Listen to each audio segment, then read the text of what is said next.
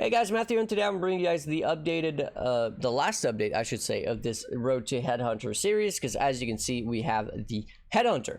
Now I'm going to be talking about essentially how I went about getting this, how long it took, what was good, what was bad, and what I learned through the process. So I think the first and most important thing to talk about is going to be how long it took to actually get it. So as you can see, the challenge started 12 days ago. Every minute of this challenge was done on stream. There was not anything done off stream, no farming, no nothing. All of it was on stream, so you can see all of the VODs if you're interested. But anyways, 12 days ago, challenge started. First day, I just farmed quarry, got a little bit of currency going. Second day, I basically got to mapping, started farming some levels, and starting setting up my character to be able to do some red tier maps. But not just red tier maps, being able to kill red beasts in red tier maps, and those are known to be very tanky. So pretty much no currency in the first 2 days. The third day is when I had essentially set up my character, right? At that point, I had no exalts in my stash, but I had a decent character which was able to clear red maps and kill the red beasts in red maps. And I also had my Watchstones that I figured I was going to use for my strategy initially, which was farming beasts in Tyrion's End. I had a feeling it wasn't going to be great, but after the first day of farming, I realized just how bad it really was. And that's when I decided to drop that strategy, and I made the first update of the series, which was Road to Headhunter Episode 2, Beasts Suck. Because, well, they did, and they probably still do. Then, on the fourth day of the series, I had to decide on a new strategy, and I decided that I was going to go back to Heroic Hamlet, but this time I wasn't going to focus on Jun and Harvest. I was going to focus on what I hadn't focused on, which was going to be Ritual and Essences. Now I'm going to talk about that in a minute, but as you can see, the next was that 7 days total I was actually farming that in order to get the Headhunter. Now if we actually do the tally on how long it took to get the Headhunter, it took about 48.25 hours, so 48 hours or so to get it. Now this is really unrealistic because of two reasons that I'll go ahead and talk about, but this should take a lot less time. Even if you're a more like casual player who only plays like 2-3 hours a day, it should not take you like almost a month to get a Headhunter at all, right? And there's two main reasons for that. The first reason is because of efficiency, right? I already spoke about that in my last video. I am a streamer. I need to interact with my audience, but not only that, I don't only need to interact with my audience. I have this thing on my stream called Teach Me Crafting that I already mentioned, where people pay me channel points, which is something they get from just watching, in order to ask me questions or essentially ask me to guide them on how to craft certain items or how to do certain flips or some additional information and all that. And that is actually very, very time consuming. I would say that probably about 25%, if not more, of my stream is dedicated to that. So you'd have to remove at least 25% of that. It's probably more, but if I'm being generous, 25%. That would bring it down to about 40 hours. Now, 40 hours is quite a bit of time to just get one single Headhunter.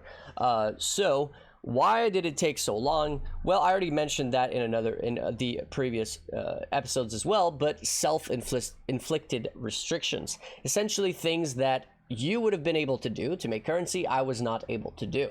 The first one of those was using my master missions. As you can see, I literally have hundreds of master missions, nearly 100 red Jun missions. There's a crazy amount of value just kind of sitting there, and I was not allowed to utilize it. I actually don't think I did a single mastermind in the entirety of the series, so no selling benches, no selling challenges, nothing like that at all, right?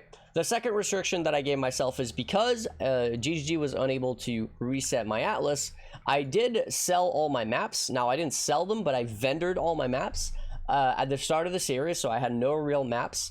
And the reason I did that is because I wanted to get rid of all my master missions, so I didn't really sell them. I just kind of used my maps without actually running them in order to get all my master missions to resets. And I basically gave myself the the restriction of not selling maps at all.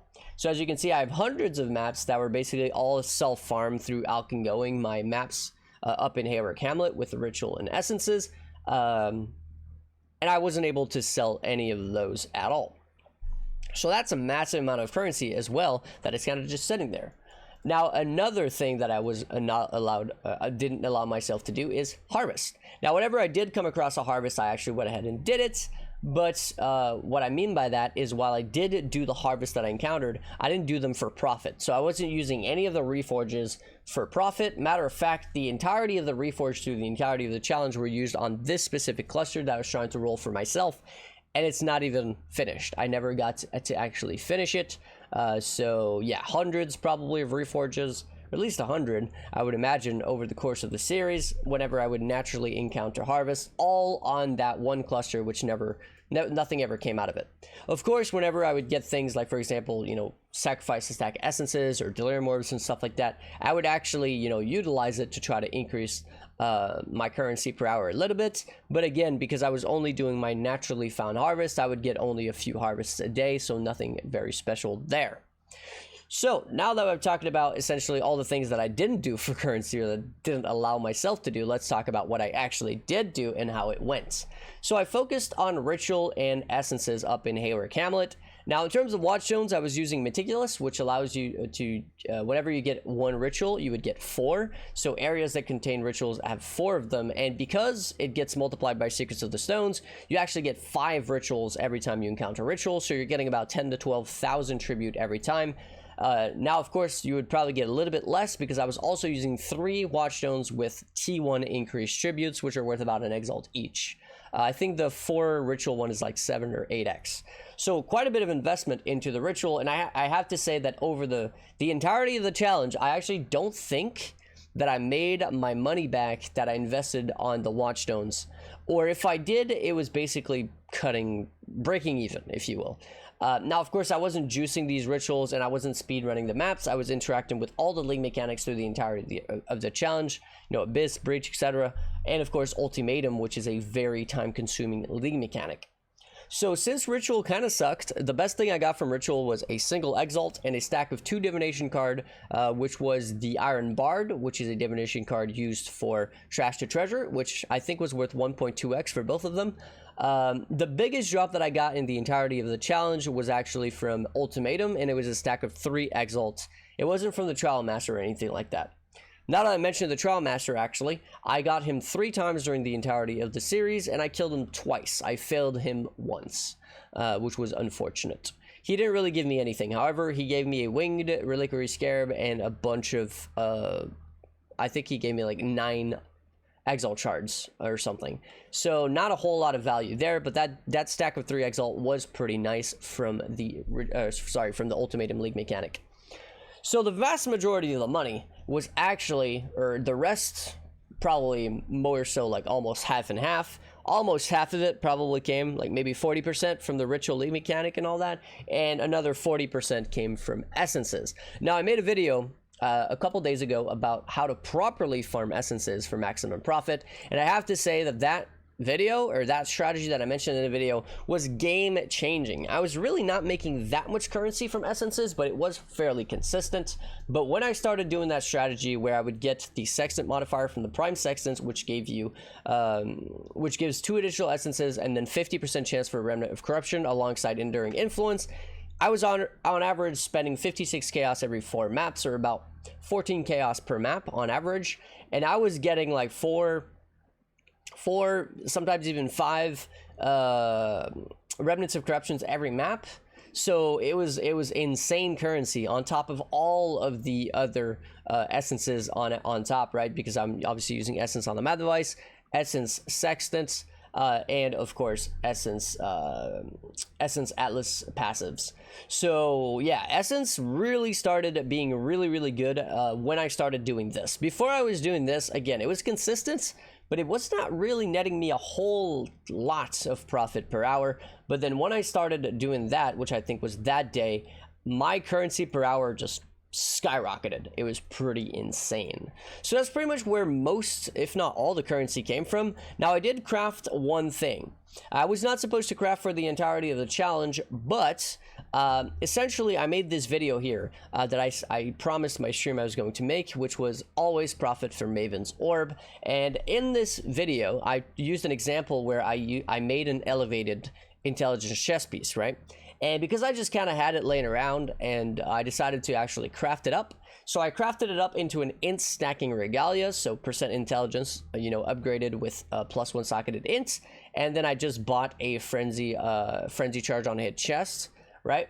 And then I awakened orbed it, and I got pretty lucky. I got an open suffix, which allowed me to craft multi-mod, and then that would basically use the last suffix slot, and then I could craft on the suffixes cannot be changed and reforge plus defense. I did that about 3 times, if I remember correctly, and we ended up with T1 flats. Now, I didn't really have anything else to do than to just close my eyes and slam it, so I did, with my eyes opened, unfortunately, and I got like T13 life, which was pretty sad.